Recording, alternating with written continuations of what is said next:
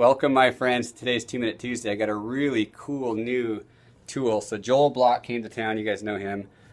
Look at this. Look at that perspective. So Joel gave me one of these sticks that you hold the video camera on. So we're testing it out here. Anyway, since Joel's in town, today we're going to talk about a new subject that some of you guys may have heard a little bit of noise about. It's called crowdfunding. So first, Joel, why don't you share with these guys? Joel is an expert in the arena of capital raising, and he's spent how much time he spent studying crowdfunding? Well, it's in just the last handful of years it's been available. Okay, so why don't you share what crowdfunding is?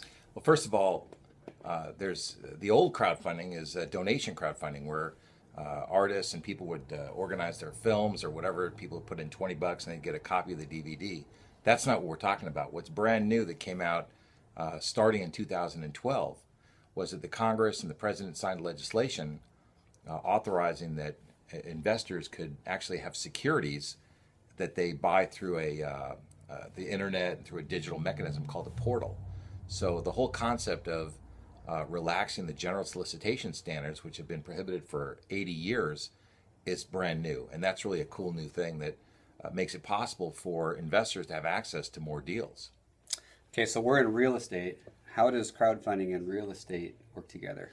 Well, if you're a promoter, a portal, which is the place where you post your deal, gives you access to many more potential investors than you probably have now. The portal, using the internet, is probably the greatest lead generation tool that there is.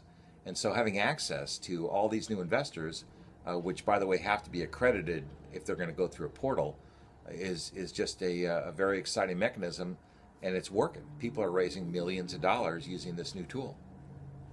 Okay, what are some examples of portals that they could go take a look at?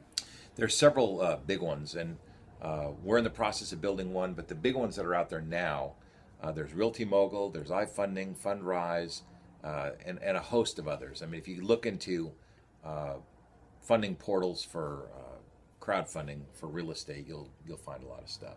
But those three are big ones. Okay, so if you guys follow us, you know that we have our own fund, and Joel helped us set that up. How does what we're doing with a private equity fund and crowdfunding differ?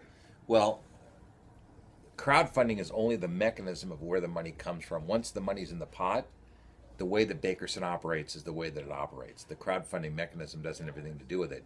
The way that you raised your fund was you tapped private individual people that you have a relationship with, and you did it the old-fashioned way. So you can use the old rules, which are the one-at-a-time rules, where there's no general solicitation.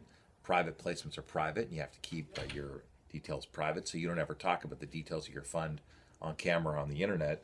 But under a crowdfunding mechanism, where they've relaxed the general solicitation rules, you can go online, you can put it on the internet, you can go on the radio, you can tell your story any way that you want, and it's a new way of generating leads. But if you're going to do that, the downside to a crowdfunding situation is that you can't take in non-accredited investors, which are people that have less money than accredited ones do. So, you just have to make some decisions about how you want to move forward with this.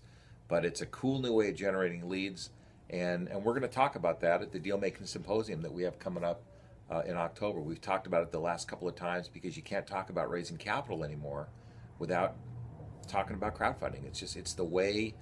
5 years from now, I imagine that most money is going to get raised that way. They expect the crowdfunding business to do something like $1 trillion over the next couple of years. So it's the only really difference between the way we raise capital and crowdfunding is just the way that you attract investors. It's the way the money comes in. Okay. That's it. And it's a very clean and very solid way of doing it. But once the money's in the pot, it's still real estate. Well, we're going to keep sharing new stuff that comes to us in any aspect that is related to real estate and what we're doing here as a business. So I want to thank Joel for coming to town and sharing that with us. Thank you so much for this cool little stick. Offers this neat little perspective, and we'll be using more of that. So thanks for watching. Laugh a little, learn a little, live a little. See you guys next Tuesday.